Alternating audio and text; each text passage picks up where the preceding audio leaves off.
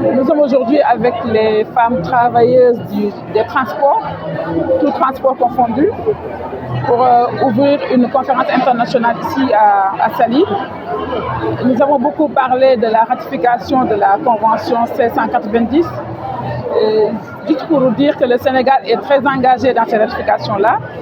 Et ça vient d'être évalué le nombre de pays qui ont ratifié et que nous voulons être parmi ces pays-là qui vont ratifier cette convention avant la fin de cette année. Donc aujourd'hui, je suis venue avec l'engagement du chef de l'État, surtout l'instruction de la plus haute autorité pour une ratification effective de cette loi 190, qui est une loi qui intéresse beaucoup les travailleurs du secteur des transports.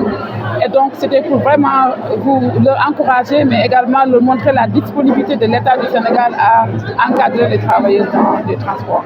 Alors, nous avons eu aujourd'hui l'occasion de parler des disparités qui existent dans les conditions de travail quand on prend les femmes et les hommes, donc de l'inégalité qui existe dans les secteurs tels que le secteur du transport, qui est un secteur fortement dominé par les hommes. Donc, nous avons aujourd'hui l'occasion d'évaluer les conditions des femmes qui sont dans le secteur, mais surtout d'appeler à plus d'équité, plus d'égalité de chances dans le secteur des transports.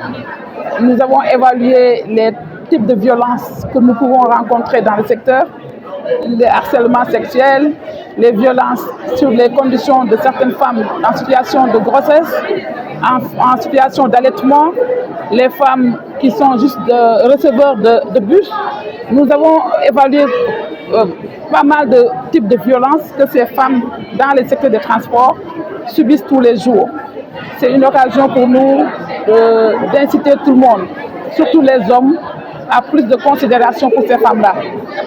On le sait très bien, le secteur des transports, que ce soit le transport terrestre, maritime comme ferroviaire, nécessite des heures extraordinaires de travail, des conditions extraordinaires de travail. Donc ces femmes qui évoluent dans ces domaines méritent d'être beaucoup plus écoutées, entendues, mais surtout encadrées pour plus de conditions de travail pour ces femmes-là, ces braves femmes-là. Donc voilà, c'est une occasion pour nous de discuter, d'évaluer, mais surtout de revenir sur ces conditions difficiles de travail pour les femmes dans les secteurs.